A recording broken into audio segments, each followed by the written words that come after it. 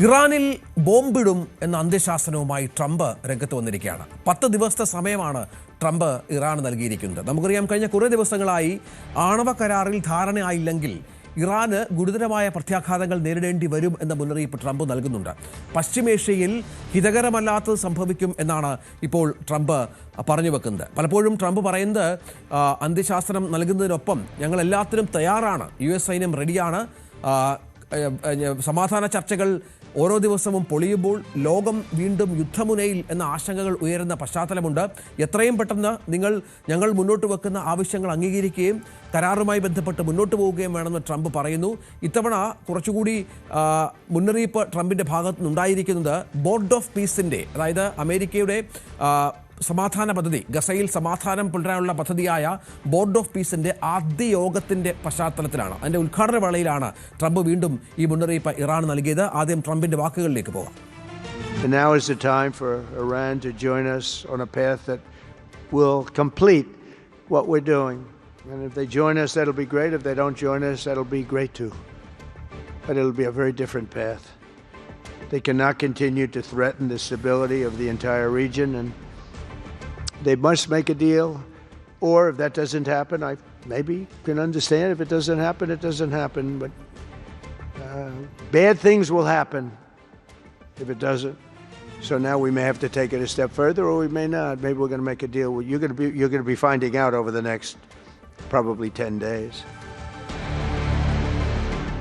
അതായത് അതിന് ഇറാൻ്റെ മറുപടിയും വന്നിട്ടുണ്ട്. നിലവിൽ US ഉയർത്തുന്ന ഭീഷണികൾ, അതിനോട് കൃത്യമായ മറുപടി നൽകും. ആക്രമണമുണ്ടായാൽ വളരെ ശക്തമായി തിരിച്ചടിക്കുമെന്ന് ഇറാൻ ഐക്യരാഷ്ട്രസഭയെ അറിയിച്ച പശ്ചാത്തലം കൂടിയുണ്ട്. ഏത് നിമിഷവും ഒരുപക്ഷെ യുദ്ധം ആരംഭിച്ചേക്കാം എന്നുള്ള ആശങ്ക ആ മേഖലയിലുണ്ട് എന്നാണ് മനസ്സിലാകുന്നത്. VR കാർത്തിക് വിവരങ്ങളുമായി ചേരുകയാണ്. കാർത്തിക്, നേരത്തെയൊക്കെ പറഞ്ഞു വെക്കുന്നത് പോലെ എല്ലാ ദിവസവും ഓരോ പരിപാടിയിൽ അല്ലെങ്കിൽ മാധ്യമങ്ങളെ കാണുമ്പോൾ ട്രംപ് ഇത്തരം മുന്നറിയിപ്പുകൾ നൽകാറുണ്ട്. പക്ഷേ ഇത്തവണ 10 ദിവസത്തെ ഒരു കാലയളവ് കൂടി നൽകിയിരിക്കുന്നു എന്നുള്ളതാണ് പ്രത്യേകത.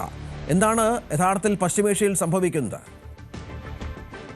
ഏത് നിമിഷവും ഒരു യുദ്ധം ഉണ്ടാകും എന്ന ഭീതിയിൽ തന്നെയാണ് പശ്ചിമേഷ്യ ഉള്ളത്. കാരണം ഇറാനും അമേരിക്കയും ഇരു രാജ്യങ്ങളും പരസ്പരം പ്രകോപനപരമായ പ്രതികരണങ്ങളാണ് നടത്തുന്നത്. ഒരു വശത്ത് നയതന്ത്ര ചർച്ചകൾ പുരോഗമിക്കുമ്പോൾ മറുവശത്ത് സൈനിക വിന്യാസം പൂർണ്ണ തോതിൽ അതിനെ പര്യാപ്തമാക്കി നിർത്തുക ഏത് സാഹചര്യവും നേരിടാൻ ഇത്തരത്തിൽ ഒരു ഡബിൾ ട്രാക്കാണ് ഈ രാജ്യങ്ങൾ സ്വീകരിക്കുന്നത്. 2 റൗണ്ട് ചർച്ചകൾ ഇതുവരെ നടന്നു. ആദ്യം ഒമാനിലും പിന്നീട് ജനീവയിലും. ഒമാന്റെ മധ്യസ്ഥതയിലാണ് ചർച്ചകൾ പുരോഗമിച്ചത്. പക്ഷേ ഈ 2 ചർച്ചയ്ക്ക് ശേഷം കഴിഞ്ഞ ദിവസം വാഷിംഗ്ടണിൽ ട്രംപ് തന്നെ മുൻകൈയെടുത്ത് രൂപീകരിച്ച ബോർഡ് ഓഫ് പീസിൻ്റെ ഉദ്ഘാടന വേളയിലാണ് ട്രംപ് ഇക്കാര്യം പറഞ്ഞത്. അതായത് ഒരു ടൈം ലൈൻ ട്രംപ് നിശ്ചയിച്ച് നൽകിയിരിക്കുന്നു. 10 മുതൽ 15 ദിവസത്തിനുള്ളിൽ ഇറാൻ ഒരു തീരുമാനത്തിൽ എത്തിച്ചേരണം. അതായത് സ്വീകാര്യമായ ഒരു കരാറിലേക്ക് അവർ എത്തിച്ചേരണം. അല്ലെങ്കിൽ വലിയ പ്രത്യാഘാതങ്ങൾ നേരിടേണ്ടി വരും എന്നാണ് ട്രംപിൻ്റെ മുന്നറിയിപ്പ്. US-ന് സ്വീകാര്യമായതും അർത്ഥവത്തായതുമായ ഒരു കരാറിൽ എത്തിച്ചേരണമെന്നാണ് ട്രംപ് അദ്ദേഹത്തിൻ്റെ വാക്കുകളിൽ വ്യക്തമാക്കിയത്.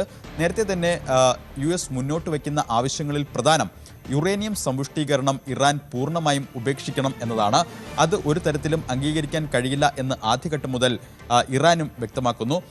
കാരണം ഊർജ്ജ ആവശ്യങ്ങൾക്കായി ഇത്തരത്തിൽ യുറേനിയം സമ്പുഷ്ടീകരണത്തിനുള്ള അവകാശം ഇറാന് ഉണ്ട് എന്നാണ് അവർ അവകാശപ്പെടുന്നത്. പക്ഷേ അപ്പോഴും ആണവായുധം നിർമ്മിക്കാൻ ആവശ്യമായ യുറേനിയം 235 അത് 90 ഡിഗ്രിയിൽ 90% അത് സമ്പുഷ്ടീകരിച്ച് സൂക്ഷിച്ചിട്ടുണ്ട് എന്ന വിവരങ്ങൾ നേരത്തെ തന്നെ പുറത്തു വന്നിരുന്നതുമാണ്. ജൂണിൽ 12 ദിവസത്തെ യുദ്ധം 2025 ഇതുമായി ബന്ധപ്പെട്ട് ഉണ്ടായതുമാണ്. പക്ഷേ ഇപ്പോഴും അവരുടെ കൈവശം ആയുധം നിർമ്മിക്കാൻ ആവശ്യമായ യുറേനിയം ഉണ്ട് എന്ന വിവരങ്ങളുണ്ട്. ഇതടക്കമുള്ള കാര്യങ്ങളിൽ വ്യക്തത വേണം. അതോടൊപ്പം തന്നെ ബാലിസ്റ്റിക് മിസൈൽ പദ്ധതികളുടെ കാര്യത്തിലടക്കം ചർച്ച വേണം എന്ന ആവശ്യമാണ് ഇറാനോട് US മുന്നോട്ട് വയ്ക്കുന്നത്. ഇതിലൊന്നും തന്നെ ഒരു വിട്ടുവീഴ്ചയ്ക്ക് ഇറാൻ ഈ ഘട്ടം വരെയും തയ്യാറായിട്ടില്ല. നേരത്തെ തന്നെ ഏതെങ്കിലും തരത്തിലുള്ള പ്രകോപനം അമേരിക്കയുടെ ഭാഗത്ത് നിന്ന് ഉണ്ടായാൽ അതിനെ ശക്തമായി തന്നെ നേരിടും എന്ന് ആവർത്തിച്ച് മുന്നറിയിപ്പ് നൽകുകയാണ് ഇറാൻ. ഏറ്റവും ഒടുവിൽ ഐക്യരാഷ്ട്രസഭയുടെ സെക്രട്ടറി ജനറൽ അന്റോണിയോ ഗുട്ടറസിന് ഇറാൻ അയച്ച കത്തിലും ഇക്കാര്യം വ്യക്തമാക്കുന്നു. അതായത് ഏതെങ്കിലും തരത്തിലുള്ള പ്രകോപനം അമേരിക്കയുടെ ഭാഗത്തു നിന്നുണ്ടായാൽ അതിനെ അതേ ഭാഷയിൽ തന്നെ സൈനികമായി തന്നെ ശക്തമായി നേരിടും എന്നൊരു മുന്നറിയിപ്പാണ് ഇറാനും നൽകുന്നത്. ഇത്തരത്തിൽ വലിയൊരു യുദ്ധഭീതി ഇപ്പോൾ നിലനിൽക്കുന്നു. ആദ്യഘട്ടത്തിൽ പുറത്തുവന്ന റിപ്പോർട്ടുകൾ, കഴിഞ്ഞ ദിവസങ്ങളിലൊക്കെ പുറത്തുവന്ന റിപ്പോർട്ടുകൾ അനുസരിച്ച് ഒരുപക്ഷെ ഈ ആഴ്ച അവസാനത്തോട്, അതായത് ശനിയാഴ്ചയോ ഞായറാഴ്ചയോ ഇത്തരത്തിൽ US-ന്റെ ഭാഗത്തു നിന്നൊരു ആക്രമണം ഉണ്ടാകും എന്ന തരത്തിലാണ് റിപ്പോർട്ടുകൾ പുറത്തു വന്നത്. പക്ഷേ ഇന്നലത്തെ ട്രംപിന്റെ പ്രതികരണങ്ങളിൽ നിന്ന് വായിച്ചെടുക്കാൻ കഴിയുന്നത് അല്പക്കൂടി സാവകാശം, നയതന്ത്രപരമായ സാധ്യതകളെല്ലാം പരിശോധിക്കാൻ അല്പക്കൂടി സാവകാശം അനുവദിക്കുന്ന തരത്തിലാണ് അദ്ദേഹത്തിന്റെ പ്രതികരണങ്ങളിൽ നിന്ന് വായിച്ചെടുക്കേണ്ടത്. 10 മുതൽ 15 ദിവസത്തിനുള്ളിൽ ഇറാൻ ഒരു കരാറിൽ, അതായത് അമേരിക്ക നിർദ്ദേശിക്കുന്ന ആണവ കരാറിനോട് ഇറാൻ അനുകൂലമായൊരു സമീപനം സ്വീകരിക്കണം. അല്ലാത്ത പക്ഷം വലിയ തോതിലുള്ള പ്രത്യാഘാതം നേരിടേണ്ടി വരും എന്ന മുന്നറിയിപ്പാണ് ട്രംപ് നൽകുന്നത്. എന്തായാലും മാർച്ച് ആദ്യവാരത്തോടുകൂടി ഇത്തരത്തിൽ ഒരു തീരുമാനം പ്രതീക്ഷിക്കാം. 3ാം റൗണ്ട് ചർച്ചകൾ നടക്കുമോ എന്ന കാര്യത്തിൽ ഇതുവരെയും ഒരു വ്യക്തത വന്നിട്ടില്ല. ആദ്യഘട്ടം ഒമാനിലും 2ാം ഘട്ടം ജനീവയിലും നടന്ന ചർച്ചകളിൽ കാര്യമായ പുരോഗതി ഇല്ല എന്നാണ് ഈ പ്രതികരണങ്ങളിൽ നിന്നും മനസ്സിലാക്കേണ്ടതും. എന്തായാലും ശരി കാർത്തിക്, മറ്റു ചില വാർത്തകളിലേക്ക് കൂടി ഒന്ന് പോകണം. അതിൽ